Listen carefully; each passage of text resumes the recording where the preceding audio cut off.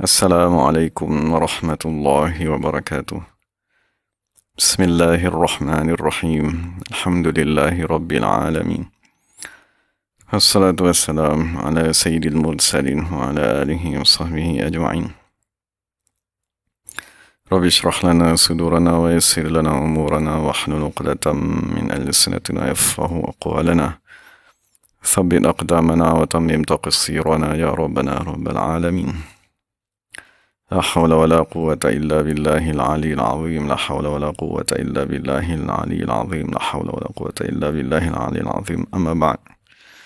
اللهم صل وسلم وبارك على سيدنا محمد وعلى آل سيدنا محمد. أستغفر الله الذي لا إله إلا هو الرحمن الرحيم الحي القيوم الذي لا يموت وأتوب إليه. اللهم اغفر لنا. Alhamdulillah, kita bersyukur kepada Allah Subhanahu wa Ta'ala kerana dapat sama-sama dalam pengajian tafsir surah Tabarak. Alhamdulillah, kita dah sampai kepada ayat ke-20 dan ayat ke-21. Allah Subhanahu wa Ta'ala berfirman, Amman hadha alladhi huwa jundul lakum yansurukum min dunir rahman inil kafiruna illa fi ghurur. أمن هذا الذي يرزقكم إن أمسك رزقه بل لجوا في عتو ونفور. Ini terjemahannya. Bahkan man siapakah, hadza ini, alladhi yang, huwa ianya, jundun tentera, lakum bagi kamu. Kamu itu dimasukkan orang kafir.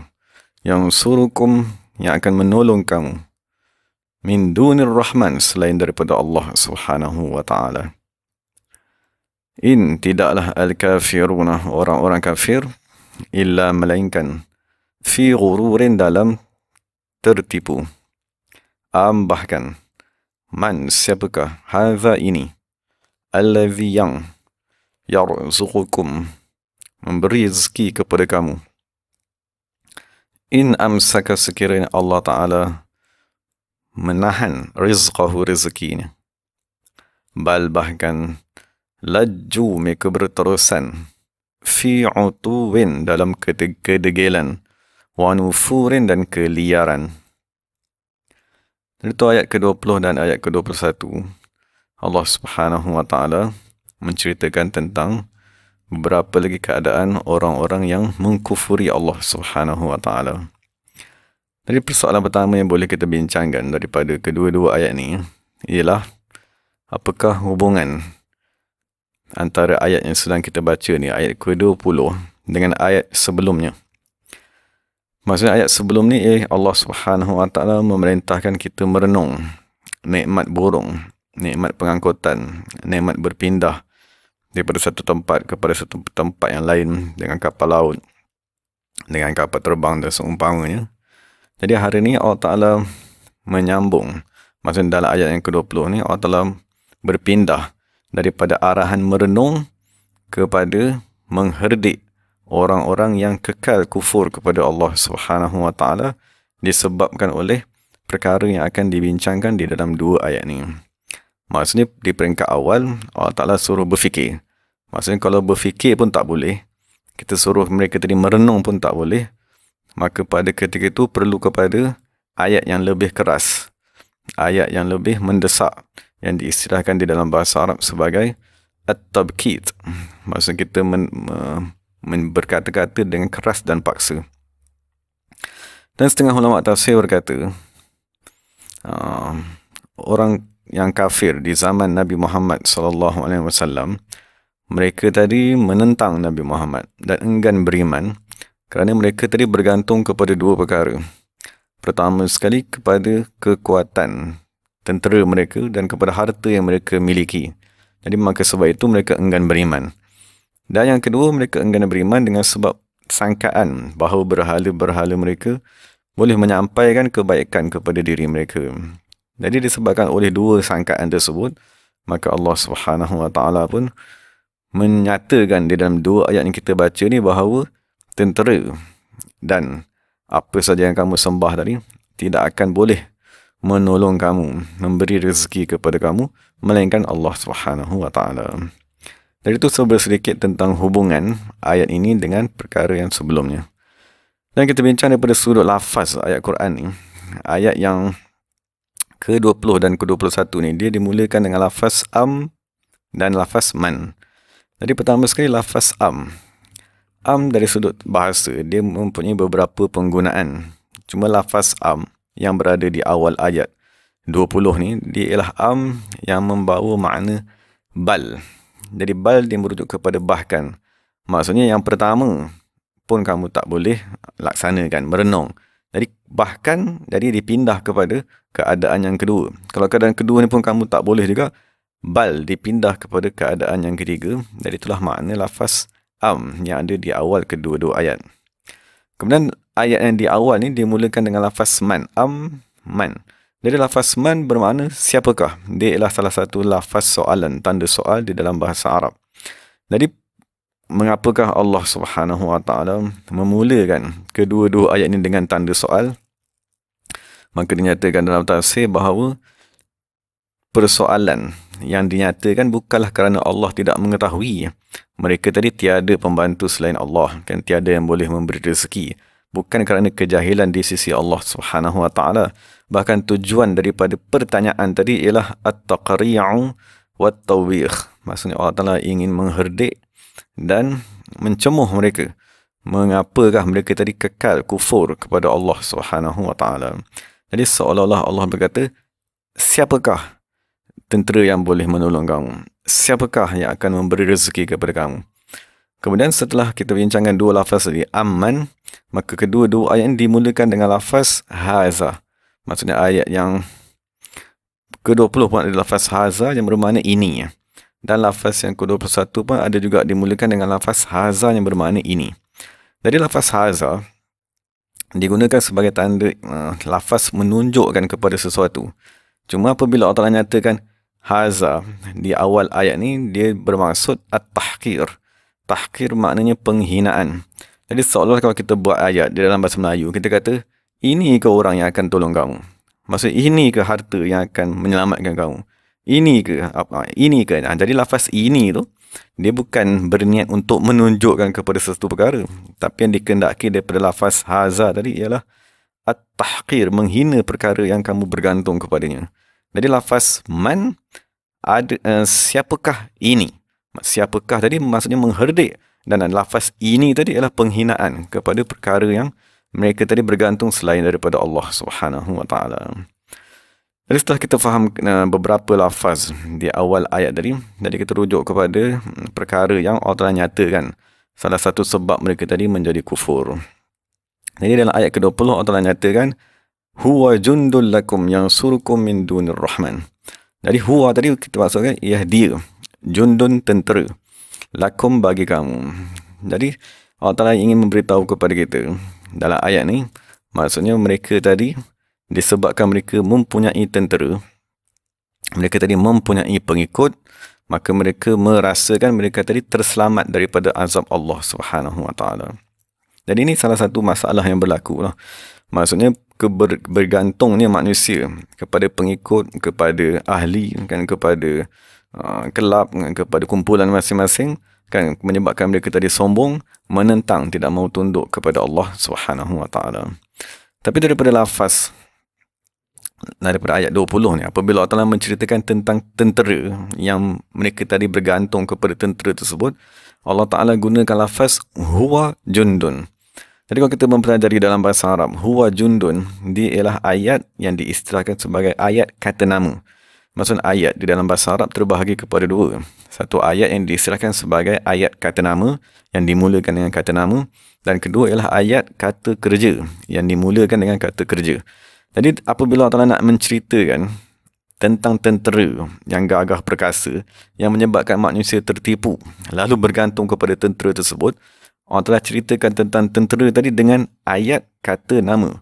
Huwa jundun. Jadi dalam tafsir dinyatakan mengapakah apabila Allah Ta'ala menceritakan tentang tentera, Allah Ta'ala menggunakan ayat kata nama lidalalatiha 'ala ad-dawami was-subut. Kerana ayat kata nama, dia menunjukkan kepada sifat ketenteraan tadi kekal kepada mereka yang bertugas menjaga negara tadi. Jadi yang nak dimaksudkan bahawa orang yang menjadi tentera, mereka mestilah berada dalam keadaan sentiasa bersedia menghadapi musuh apabila mereka tadi menjaga sesuatu negara. Maksud mereka sentiasa bersedia sama ada pada ketika itu berlaku peperangan ataupun masih lagi belum berlaku peperangan.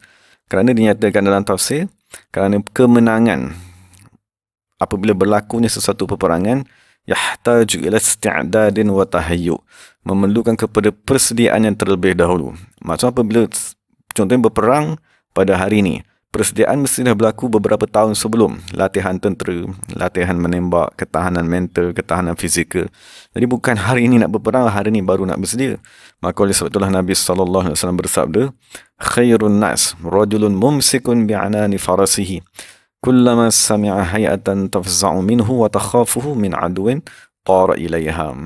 Maksudnya, Nabi berkata manusia yang paling baik ialah manusia yang sentiasa memegang tali kudanya. Maksudnya dia sentiasa bersedia untuk berperang. Apabila dia mendengar bunyi, maksudnya bunyi musuh datang menyerang, tara ilaiha, maka dia tadi serta-merta terus terbang. Maksudnya terbang kepada bunyi yang menakutkan tadi.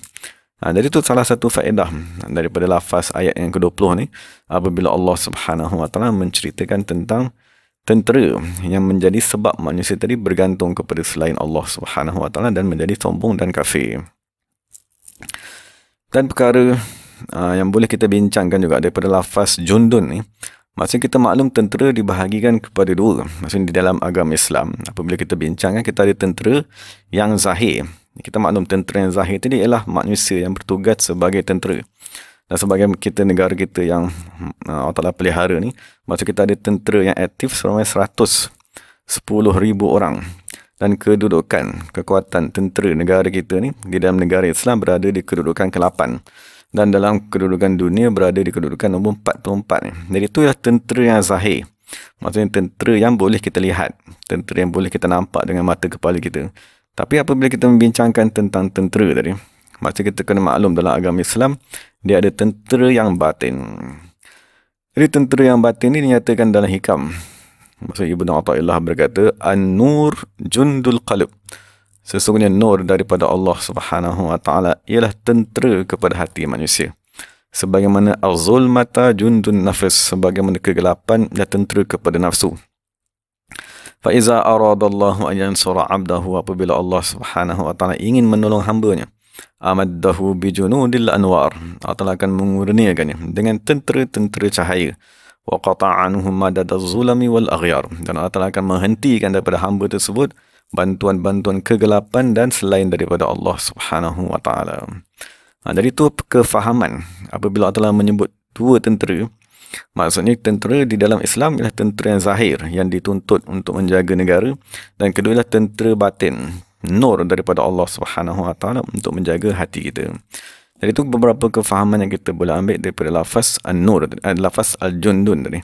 Jadi ada tentera yang kita tuntut, maksudnya tentera yang zahir menjaga negara, dan tentera rohani. Tetapi orang kafir, dia tidak bergantung kepada tentera Islam, dan dia tidak bergantung kepada nur daripada Allah Subhanahu Wa Taala, tetapi dia bergantung kepada pengikutnya sendiri, kan, bergantung kepada pengaruh kumpulan dan seumpamanya. Dan apa yang kita sambung? Maksudnya setelah Allah Ta'ala menyatakan lafaz tentera tadi, Allah Ta'ala kata lafaz Ar-Rahman. Maksudnya Allah Ta'ala kata, inikah tentera yang akan menyelamatkan kamu selain daripada Ar-Rahman? Maksudnya apabila turun saja azab, adakah tentera ni boleh menyelamatkan kamu selain daripada Allah Subhanahu Wa Taala? Maksudnya hanya Allah Ta'ala yang boleh menyelamatkan kamu daripada segala seksaan. Tak ada tentera pun yang boleh menghalang apabila seksaan daripada Allah Subhanahu Wa Taala. Cuma apabila nak dikatakan hanya Allah yang boleh menyelamatkan kamu, jadi lafaz Allah tidak digunakan dalam ayat ni, tetapi Allah Ta'ala gunakan lafaz Ar-Rahman. Jadi mengapakah Allah Ta'ala menggunakan lafaz Ar-Rahman? Maka dalam tafsir nyatakan bahawa Allah Ta'ala ingin memberitahu kepada kita bahawa yang boleh menyelamatkan kamu daripada azab Allah Subhanahu Wa Taala bukanlah tentera kamu, bukanlah pengikut kamu, bukanlah pengaruh kamu, bukanlah jawatan kamu, bukanlah pangkat kamu. Tapi yang boleh menyelamatkan kamu ialah Ar-Rahman. Maksudnya Allah Subhanahu wa taala daripada sudut rahmatnya kepada manusia. Maksudnya apabila sesuatu azab tadi ingin turun, sekiranya Allah Ta'ala menzahirkan diri ini dengan nama Rahman, pada ketika itu azab tadi akan diangkat.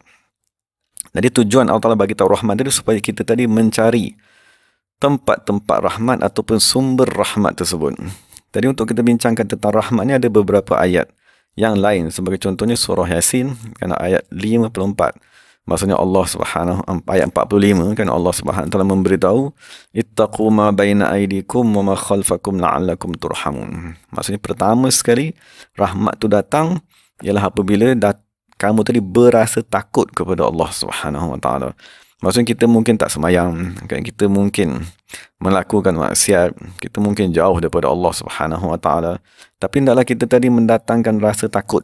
Siksaan yang telah diturunkan kepada umat terdahulu, siksaan yang akan datang disebabkan dosa-dosa kita, dengan semata-mata rasa takut tu saja, la'allakum turhamun, Allah Ta'ala akan memberikan rahmat kepada kamu. Jadi apabila kita dah rasa takut dari tu, kan Allah Ta'ala nyatakan pula dalam ayat yang lain, wa ma arsalnaka illa rahmatan lil alamin.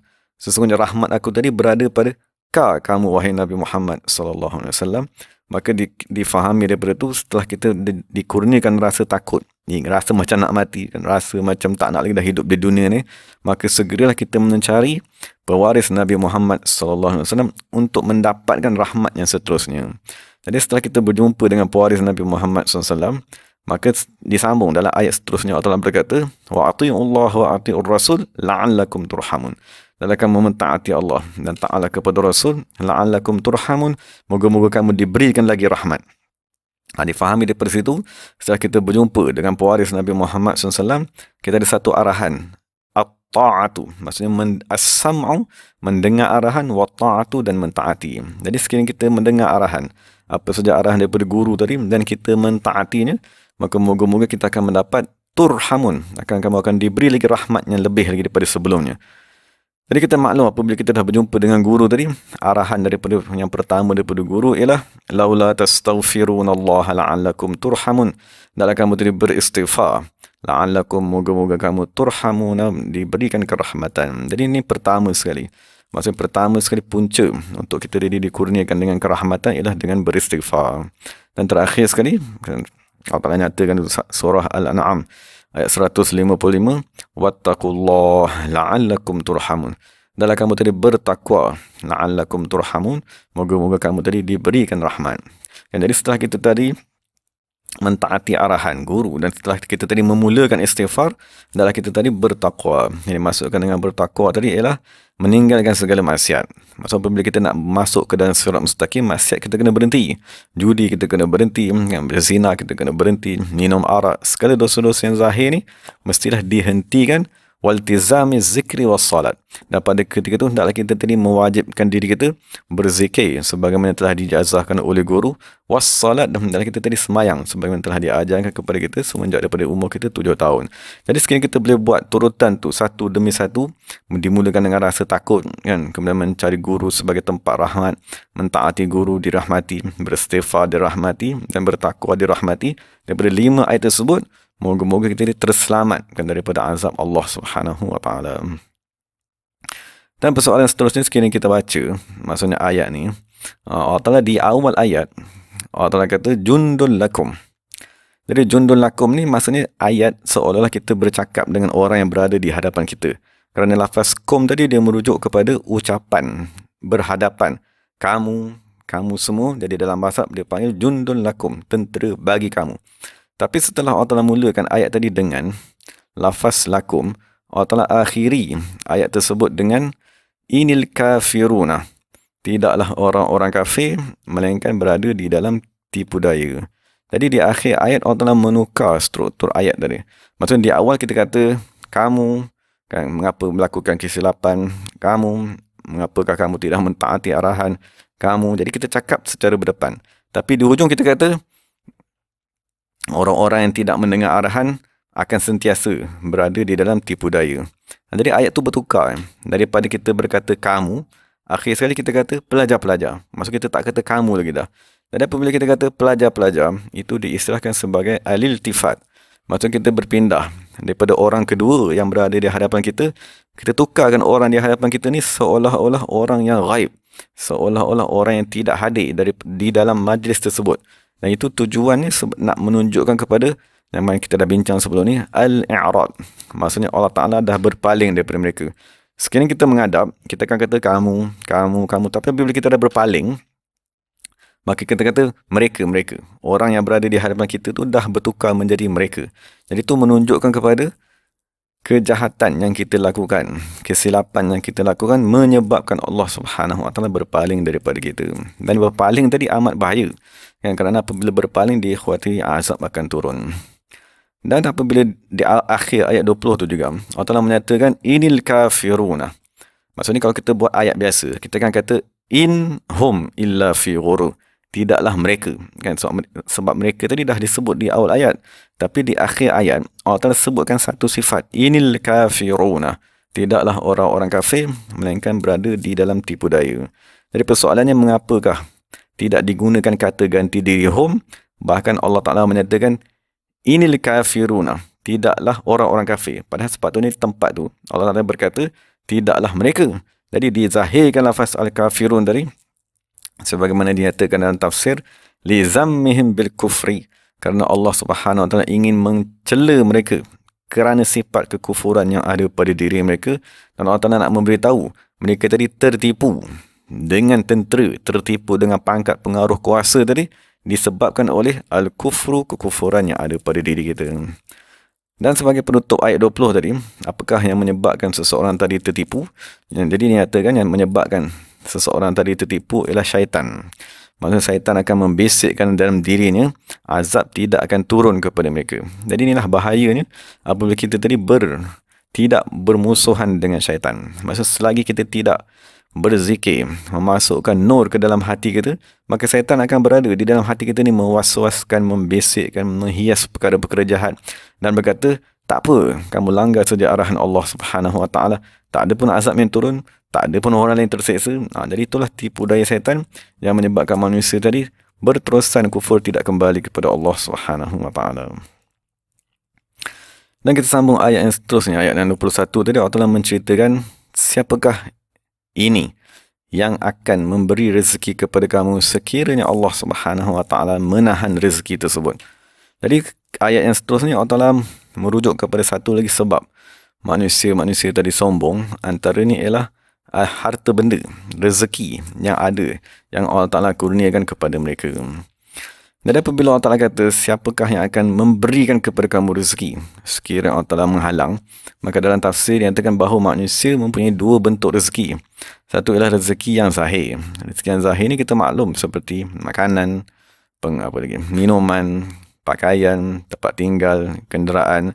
Jadi siapakah yang akan memberikan kepada kamu sekiranya Allah Ta'ala menghalang rezeki tersebut. Tapi yang kedua yang lebih penting, iaitu rezeki yang berada di batin manusia.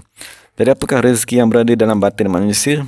Itulah yang dipanggil sebagai as-sakinatu, ketenangan, at-tuma'ninatu, keteguhan, al-anwar, kan cahaya-cahaya daripada Allah, al-ulum, segala ilmu daripada Allah, al-ma'arif, segala ilmu ma'rifat dan seumpamanya.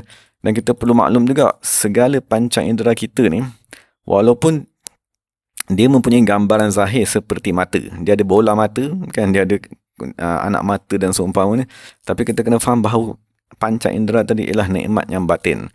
Kerana sekiranya wal-iyazubillah Allah tarik saja sifat penglihatan tersebut, maka kewujudan bola mata, kewujudan anak mata tidak memberi faedah.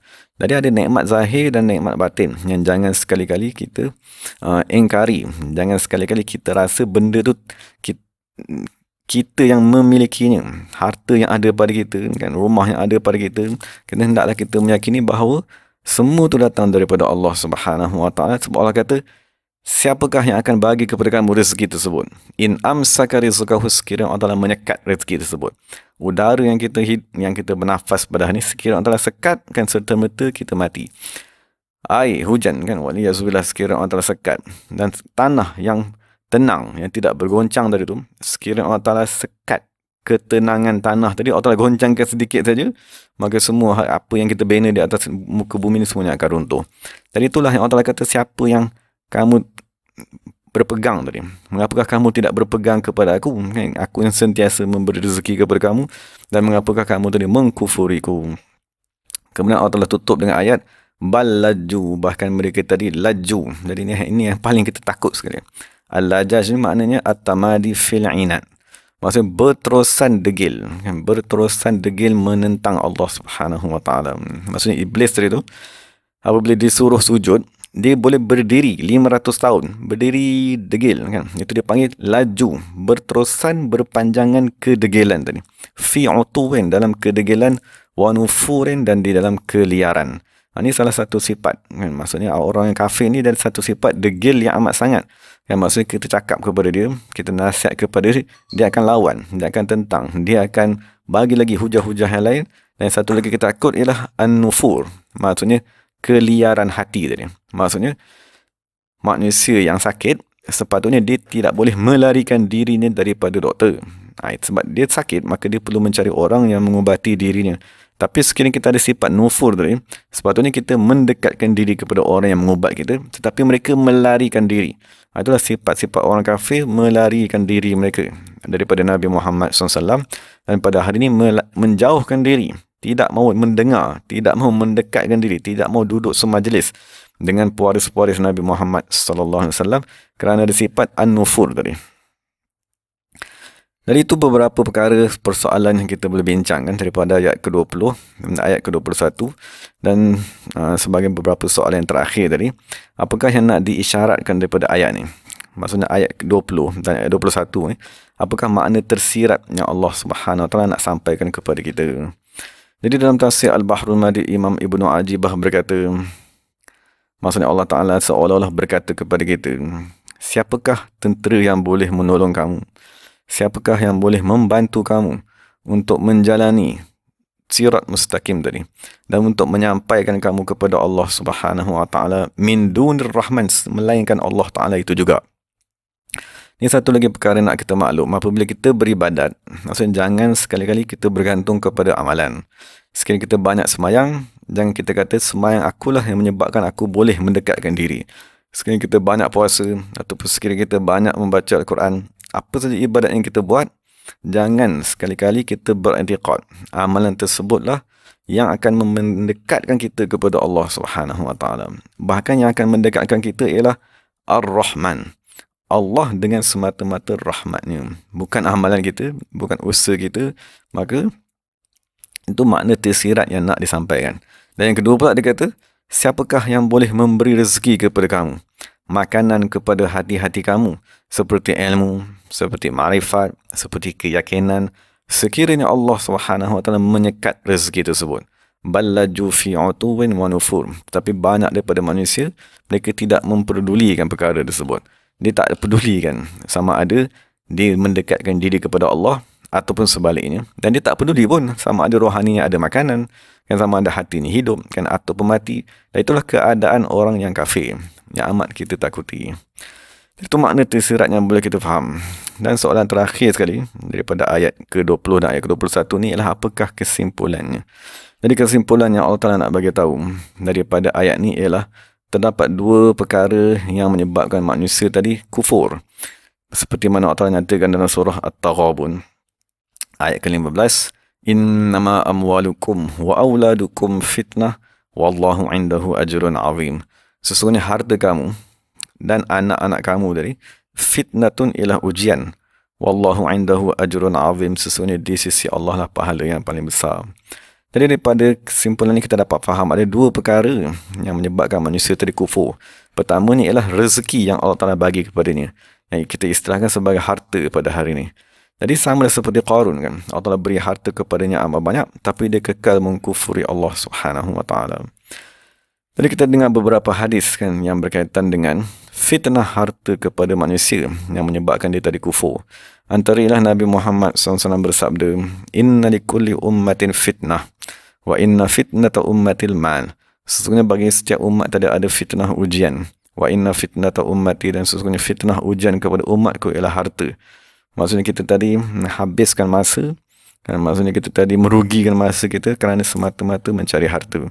Meninggalkan mengaji ilmu agama, meninggalkan beramal, dan meninggalkan berjihad di jalan Allah Subhanahu wa taala. Dan Nabi Muhammad SAW bersabda, yakburu ibnu Adam wa yakburu ma'ahu thnan.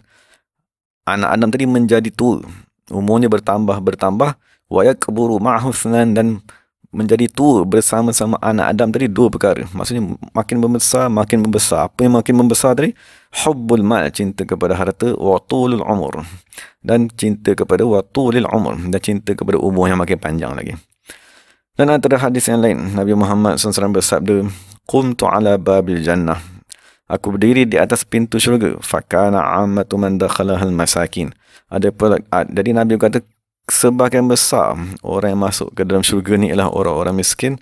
Wa ashabul jaddi, orang-orang kaya tadi mahbusun, dan mereka tadi masih lagi ditawan, masih lagi ditahan, tidak dibenarkan masuk ke dalam syurga. Dan antara hadis yang Nabi Muhammad SAW bersabda, wallahi mal faqru akhsha alaikum. Tidaklah kefakiran yang aku takut kepada kamu, walakin akhsha an tubsata alaikum ad-dunya.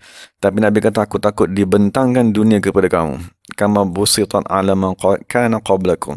Sebagaimana dunia tadi dibentangkan ke atas umat-umat sebelum kamu, fatanafasuha, lalu kamu tadi berebut-rebut dunia. Kama tanafasuha, sebagaimana mereka tadi berebut, fatuhlikakum, maka dunia tidak akan membinasakan kamu, kama ahlakathum, sebagaimana membinasakan mereka. Jadi Imam Ahmad bin Hanbal radhiyallahu anhu berkata, ubtulina bid-dharra'i fasabarna. Di awal dulu kami diuji dengan kesakitan, dengan kemudaratan, dengan susah payah, fasabarna, tetapi kami boleh sabar, dia kata. Wabtulina bis-sarra', lalu kami diuji selepas itu dengan kesenangan. Maksud setelah kesusahan, Allah telah uji pula dengan kesenangan. Allah telah bagi kaya raya, harta dan sebagainya. Falam nasbir, maka kami tidak sabar. Itu beberapa nas daripada ulama Islam. Dan akhir sekali, Imam Sufyan Tsauri berkata, kanal malu fima mada yukrah. Sesungguhnya harta pada zaman dahulu tadi tidak disukai, dibenci. Ammal yaum, adapun pada hari ini, Imam Sufyan Tsauri berkata, fahuwa tursul mu'min. Maka harta tadi ialah perisai kepada orang beriman. Maksudnya di zaman awal, kehidupan amat mudah. Ramai orang bersedekah, ramai orang infak, ramai orang yang menolong orang lain. Tapi semakin hari, zaman semakin rosak. Maka Imam Sufyan Tsauri berkata, di akhir zaman, manusia amat, orang yang inginkan keimanan, dia amat memerlukan kepada harta. Maka sebab itu dia kata, harta tursul mu'min. Dia ialah perisai kepada orang yang ingin menjadi orang beriman. Kerana sekiranya kita tidak ada harta pada hari ini, maka kita tak boleh berasa tenang untuk beribadat. Kita tak boleh nak masuk uzlah, berkhalwat, beribadat sebagaimana Nabi SAW dan sahabat-sahabat mereka lakukan. Jadi satu masa dulu orang membantu orang yang ingin beribadat. Tapi pada hari ini, sekiranya kita tak ada kemampuan, maka kita sendiri pun tak boleh beribadat kerana kurangnya kefahaman manusia tentang tolong-menolong di dalam beribadat tadi. Dan perkara kedua yang ingin dinyatakan dalam ayat ni, yang menyebabkan manusia tadi kufur, ialah al-jun, daripada lafaz tentera tadi. Jadi diisyaratkan daripada lafaz tentera ni ialah hubbur riyasah, cintakan kepada kepimpinan. Maksudnya keinginan menjadi ketua, keinginan untuk berada di tempat yang paling tinggi, berebut kepada jawatan dan seumpamanya. Jadi keadaan tersebut sama seperti iblis yang enggan sujud kepada Nabi Adam alaihissalam. Dan kita maklum di zaman iblis enggan sujud kepada Nabi Adam, di zaman tu tak ada masalah harta, tak ada masalah berebut harta. Tapi apa yang menyebabkan iblis tadi hasad dengki kepada Nabi Adam ialah kerana ingin menjadi ketua. Dia kata, aku lebih layak menjadi ketua. Kenapa pula kau nak jadi ketua di atas aku? Jadi itulah masalah yang paling menakutkan, ialah masalah hubbur riyasah, kecintaan nak menjadi ketua, dan perlu dan inginkan ada pengikut, ada tentera-tentera pengaruh dan sebagainya. Jadi kita renung beberapa hadis yang berkaitan dengan masalah kecintaan menjadi pemimpin. Antara Nabi Muhammad SAW bersabda, wahai Abdul Rahman. Maksud Nabi berkata kepada sahabatnya Abdul Rahman ibn Samurah, la tas'alil imarah. Jangan sekali-kali kamu meminta jawatan. Fa innaka in utitaha an mas'alatin wukilta ilaiha. Sehingga kamu minta, sehingga kamu diberikan satu jawatan, dengan kamu sendiri minta, maka kamu akan dibiarkan dengan permintaan tersebut. Maksudnya Allah Ta'ala tidak akan membantu kamu, dan Allah Ta'ala tidak akan hantar manusia menolong kamu. Wa in utitaha min ghairi mas'alatin u'inta 'alaiha. Dan sekiranya kamu tadi diberikan sesuatu jawatan tanpa kamu minta, maka Allah Ta'ala akan menghantar bantuan kepada kamu dan kamu akan mudah menunaikan amanah tersebut. Dan dalam hadis yang lain Nabi Muhammad sallallahu alaihi wasallam berkata, "Inna wallahi la nuwalli ahadan." Sesungguhnya kami tidak akan melantik untuk jawatan ini ahadan sa'alahu, sesiapa yang memintanya, wala ahadan harisa alaihi, dan aku tak akan melantik, Nabi kata, sesiapa yang tamak ataupun ingin nak kepada jawatan tersebut. Dan dalam hadis yang lain Rasulullah SAW bersabda, "Innakum satahrisuna 'alal imarah." Akan sampai satu zaman kamu berebut-rebut nak menjadi pemimpin, nak jadi menteri, kan, maksudnya pilihan raya dan seumpamanya. Wa satakunu nadamatan, dan Nabi kata jawatan yang kamu duk berebut-rebut tu akan menjadikan penyesalan yaumal qiyamati, pada hari kiamat. Maka Nabi kata, "Fa ni'mal murdi'atu wa bi'sal fatimatu." Seolah-olah Nabi kata, masa kamu mendapat jawatan tu, kamu berasa amat gembira. Kerana kamu rasa kamu orang hormat kepada kamu, kan, kamu ada gaji yang lebih, kamu ada allowance, dan kamu ada macam-macam lagi kelebihan. Tapi Nabi kata, wa bi'sal fatimatu, dan amat jahat keadaannya nanti apabila kamu tadi tersingkir daripada jawatan tersebut. Ataupun apabila kamu tadi dah dikeluarkan daripada dunia ni masuk kepada akhirat, pada ketika itu baru kamu melihat akan bahana kerana kamu tadi mengambil jawatan tanpa hak. Dan Imam Fudail bin Iyad radhiyallahu anhu berkata, "Ma min ahadin ahabbar riyasata illa hasada wa bagha." Tak ada seorang pun yang mencintai kepimpinan melainkan akan ditimpa dengan penyakit hasadah, hasad dengki, wa bagha, dan melampau. Ini yang berlaku pada iblis alaihi la'natullah.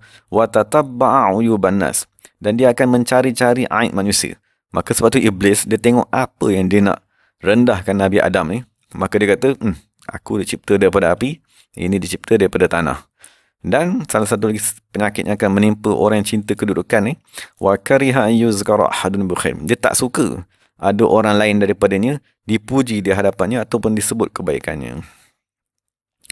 Dan salah satu daripada riwayat daripada Imam Sufyan As-Sawri, dia berkata, hubbur riyasah, kecintaan kepada kepimpinan, a'jabu ila rajuli min az-zahabi wal fiddah, lebih menakjubkan, lebih disukai, ila rajul, kepada seseorang, min az-zahabi wal fiddah, daripada emas dan perak lagi. Maksudnya kita maksudnya kuasa dan pengaruh ni boleh menyebabkan manusia jadi gila, kan. Maksudnya sebagaimana kawan saya bagi contoh, dia kata, maksudnya sekiranya kita ada harta banyak mana sekalipun, sekiranya jalan tadi penuh dengan kenderaan, kan, maka kita akan tersekat dalam jam tadi. Tapi sekiranya kita tak ada harta tapi kita ada kuasa, maka semua jalan tadi akan dibukakan. Maksudnya ada escort di depan yang akan bukakan jalan tadi, menyebabkan kita boleh lalu. Itulah sebabnya kuasa tadi lebih memabukkan seseorang. Jadi Imam Sufyan As-Sawri juga berkata, wa man habbar riyasata, siapa yang cinta kepada kepimpinan, talaba uyuban nas, maka dia akan mencari-cari aib manusia. Sebab dia nak merendahkan orang lain, sebab dia takkan dapat sesuatu jawatan kedudukan yang tinggi, melainkan dia kena menceritakan semua aib orang lain, dan dia tadi hendaklah menyatakan kelebihan yang ada pada dirinya. Jadi sebagai kesimpulannya, maka Imam Nawawi radhiyallahu anhu berkata, maksudnya perkara masalah kepimpinan, nak berebut jawatan tadi ni, ialah perkara yang amat berbahaya, kan. Maksudnya perkara yang menyebabkan manusia menyesal di akhirat, sekiranya orang tadi memanglah orang yang tidak layak. Tapi Imam Nawawi berkata, sekiranya orang tadi dia sememangnya berkelayakan untuk sesuatu jawatan tersebut, maka sekiranya dia tadi dilantik dengan jawatan tersebut dan dia menerimanya, maksudnya bukan dia minta, dia dilantik, maka fa'ajruhu 'azim, maka ganjarannya di sisi Allah Subhanahu wa taala amat besar. Tetapi tetap juga perkara tersebut amat berbahaya. Maka oleh sebab itu Imam Nawawi berkata, ramai imam-imam yang agung enggan menerima apa-apa jawatan. Sebagai contohnya Imam Syafi'i, tak kala Khalifah Ma'mun nak melantik Imam Syafi'i tadi, Imam Syafi'i sebagai qadi timur dan barat, tapi Imam Syafi'i enggan. Dan begitu juga Imam Abu Hanifah, yang tak kala diminta oleh Khalifah Mansur untuk menjadi qadi, maka dia tadi enggan, lalu dia tadi ditangkap, dikurung, dan dia tadi dipukul. Jadi begitulah. Maksud mereka, ulama-ulama di zaman tersebut, mereka mengetahui ada orang lain yang sama, layak ataupun lebih layak, maka sebab itulah mereka tadi enggan. Tapi sekiranya sampai pada satu keadaan yang tiada lagi orang yang layak, maka menjadi kewajipan ke atas seseorang yang mempunyai keahlian tersebut. Jadi moga-moga kita dapat memahami beberapa perkara yang Allah Subhanahu Wa Taala ingin sampaikan daripada dua ayat ni. Maksudnya Allah Taala nak beritahu bahaya dua perkara yang menyebabkan manusia tadi kufur. Pertamanya ialah kecintaan kepada pengaruh, kan, kepada jawatan dan seumpamanya. Dan kedua yang menyebabkan manusia kufur tadi ialah kecintaannya kepada harta. Jadi kita minta lindung daripada Allah Subhanahu wa taala daripada dua fitnah tersebut. Jadi segala yang baik itu daripada Allah Subhanahu wa taala, segala salah silap itu daripada diri saya sendiri. Moga-moga Allah Taala memberi kefahaman kepada kita dan moga-moga Allah Taala menjauhkan kita daripada kekufuran tersebut. Wa aqulu qawli hadza wa astaghfirullahal azim li wa lakum wa lisairil muslimin wal muslimat. Bismillahirrahmanirrahim. Alhamdulillahirabbil alamin wassalatu wassalamu ala sayyidil mursalin wa ala alihi wa sahbihi ajma'in.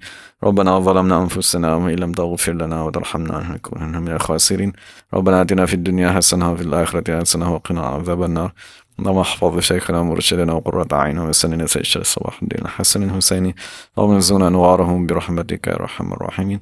صلى الله على سيدنا محمد النبي الأمي وعلى آله وصحبه وسلم والحمد لله رب العالمين. Qabalallahu minna minkum. Terima kasih kepada sahabat-sahabat yang mendengar. Semoga Allah Taala pelihara kita semua. Assalamualaikum warahmatullahi wabarakatuh.